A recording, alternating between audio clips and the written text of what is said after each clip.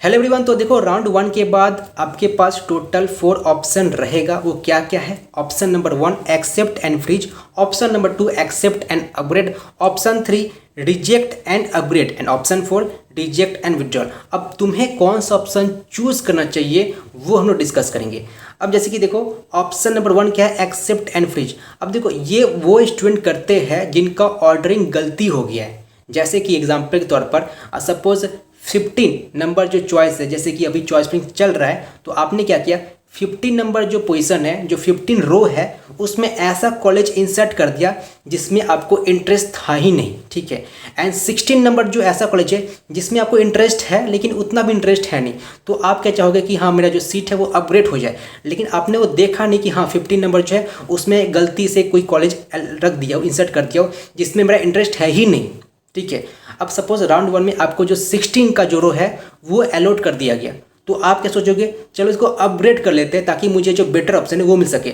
अब गलती से अगर राउंड 2 में आपको 15 नंबर चॉइस अलॉट कर दिया गया तो 16 का जो कॉलेज है वो एलिमिनेट हो जाएगा। तो आप डर से क्या किए कि मेरा जो 16 जो कॉलेज है वो चला ना जाए, तो आप क्या किए जिसको फ्रीज कर दिए ताकि नेक्स्ट राउंड में आपका जो 16 जो कॉलेज है वो चला ना जाए एंड 15 जो है वो अलॉट ना हो जाए। तो ये वो स्टूडेंट्स करते हैं। तो ऑब्वियसली आप लोग ऐसा गलती मत करना।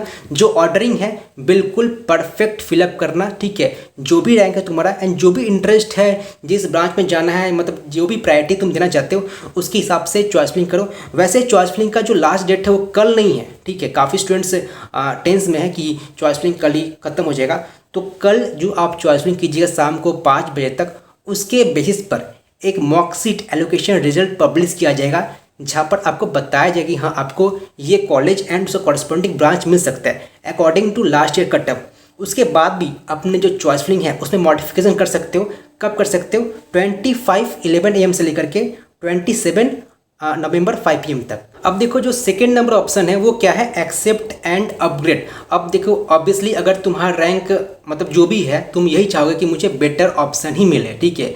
सपोज तुमको कोई एक कॉलेज अलॉट हो गया, तुम सोचो चलो वो अच्छा तो है लेकिन मैं चाहता हूँ कि से बेटर ऑप्शन मिल जाए जो मैं ऊपर रखा हो। सिस्टम जो है वो अल्टीमेटली ऊपर से नीचे चेक करता है। सपोज तुम्हें कोई 14th नंबर कॉलेज अलॉट हुआ है, मतलब कि 14th जो रो है वो अलॉट हुआ है, तो फिर से सिस्टम 1 चेक करेगा, 2 चेक करेगा, 3 चेक करेगा। ऐसा नहीं कि 13, 12, 11, 10 ऐसा नहीं मूव करेगा, ऊपर से नीचे मूव करेगा, ना कि नीचे से ऊपर। ठीक है। वैसे 14 का जो नीचे कॉलेज है वो तो मतलब एलिमिनेट कर ही दिया जाएगा, लेकिन जो सेकंड राउंड है, राउंड 2 या राउंड 3, उसमें सिस्टम जो है वो ऊपर से नीचे ही चेक करेगा। तो अगर आपको जो ऊपर के जो कॉलेज चाहिए तो आपको डेफिनेटली अपग्रेड करना चाहिए। ठीक है। तो 99% स्टूडेंट यही करते हैं। ठीक है। काफ़ी कम स्टूडेंट जो बाकी जो 3 ऑप्शन है वो चूज करते हैं। अब देखो जो ऑप्शन नंबर 3 है वो क्या है? Reject and upgrade. सपोज आपको राउंड 1 में कोई ऐसा कॉलेज अलॉट हो गया जिसको आपको नहीं लेना था। ठीक है। तो आपने क्या किया? उसे रिजेक्ट कर दिया। अब देखो ऑप्शन नंबर जो 2 है एंड ऑप्शन नंबर 3 है उसमें एक डिफरेंस है। सपोज ऑप्शन नंबर 2 में आपको कोई एक ऐसा कॉलेज अलॉट हो गया, सपोज 14th रो अलॉट हो गया। ठीक है। एंड राउंड 2 में आपको जो 9th रो है वो अलॉट हो गया, तो जो 14th रो है ना वो एलिमिनेट कर दिया जाएगा, वो आप दोबारा वापस नहीं आ सकता है, आपको 9th के साथ ही जाना पड़ेगा। एंड जो रिजेक्ट एंड अपग्रेड है वो पहले से आप बता दे रहे हो कि हाँ जो 14th नंबर जो रो है उसको मुझे नहीं चाहिए, आप मुझे नेक्स्ट राउंड में पार्टिसिपेट करने का मौका दीजिए।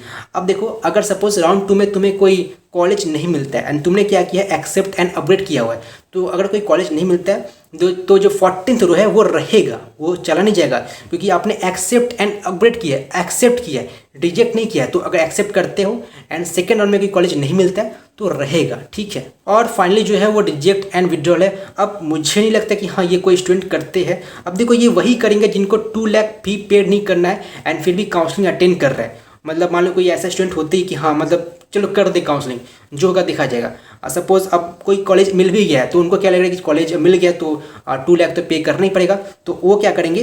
रिजेक्ट एंड विड्रॉ करेंगे। तो काफ़ी कम स्टूडेंट ये शायद करेंगे, मुझे नहीं लगता है कि स्टूडेंट करेंगे। तो अगर आपको काउंसलिंग नहीं करना है तो आपने 2000 पे क्यों किया? ठीक है। तो आप लोग चॉइस फिलिंग इस तरह से कीजिए कि अगर कोई कॉलेज मिला तो मुझको लेना है। वैसे मैं हर एक स्टूडेंट को यही बोलूँगा कि आप लोग कोशिश करो कि maximum number of choice fill करने का। वैसा कुछ लिमिटेशन है नहीं कि आपका इतना चॉइस फिलिंग कर ही करना है। एंड अब ये ध्यान रखना कि मैक्सिमम के चक्कर में कोई ऐसा ऑप्शन चूज ना कर लो जिसको आपको लेना ही नहीं था। तो ध्यान से चॉइस फिलिंग करना, कोशिश करना कि मैक्सिमम फिलअप करने का, लेकिन वो ही फिलअप करना जिसको आपको लेना है। मतलब सोच के ये फिलअप करो कि अगर वो मिल गया तो मुझको लेना ही होगा, ठीक है, क्योंकि आपको 2 लाख तो पे करनी पड़ेगा। अगर 2 लाख पे नहीं करना चाहते हो तो आपको विड्रॉ करना पड़ेगा। अगर रिजेक्ट भी करते हो ना फिर भी पे करनी पड़ेगा। मतलब कि ऑप्शन 1, ऑप्शन 2, ऑप्शन 3 तीनों ऑप्शन में आपको 2 लाख फी यानी कि जो टोटल फी है कॉलेज का वो पे करना पड़ेगा। अब फाइनली बात करते हैं round 4 which is exclusive round. अब देखो राउंड 4 के बारे में अभी तक कुछ भी ऑफिशियल नोटिफिकेशन नहीं आया, ठीक है। तो जैसे कि मैं बता दूं लास्ट ईयर राउंड 4 हुआ था, ठीक है। तो अगर राउंड 4 में पार्टिसिपेट वो किए थे तो उनको 50,000 पे करना पड़ा था only for participation in round 4। अब वो जो 50,000 है वो कमेंट किए को तुम नहीं दे रहे हो, वो as a admission charge deduct हो जाता है कॉलेज में जाकर के। तो 50,000 वो ट्रांसफ़र हो जाता है, वो कमेंट किए के पास नहीं जाता है। तो तुम्हें सिर्फ 1.5 लाख ही पे करना पड़ेगा in round 4 while getting a college. And वैसे तुम्हें मैं बता दूँ कि देखो राउंड 4 में वही स्टूडेंट्स पार्टिसिपेट कर सकते हैं, सप्लीमेंट्री कैंडिडेट पार्टिसिपेट कर सकते हैं। मतलब कि सपोज आपने 2020 में 12th के एग्ज़ाम दिया था, आपने मतलब फिर से 2021 में एग्ज़ाम दिया, तो वो सब स्टूडेंट सप्लीमेंट्री कहेंगे, यानी कि जो फ्रेशर नहीं है। तो अगर फ्रेशर हो यानी कि 2021 में ही 12th के एग्ज़ाम दियो तो you can not participate in round 4। अब ये मैं आज ही बात किया था कमेंट के से, मैं 2 बार उनसे बात किया था ताकि मैं कंफर्म कर लूँ कि हाँ राउंड 4 के लिए एलिजिबिलिटी क्या है। तो अगर राउंड 4 में पार्टिसिपेट करना चाहते हो तो आपको दोबारा से, अगर तुम 12th एग्ज़ाम दी हो यानी कि 2021 में फिर से 12th एग्ज़ाम दियो, then only you can participate in exclusive round, okay।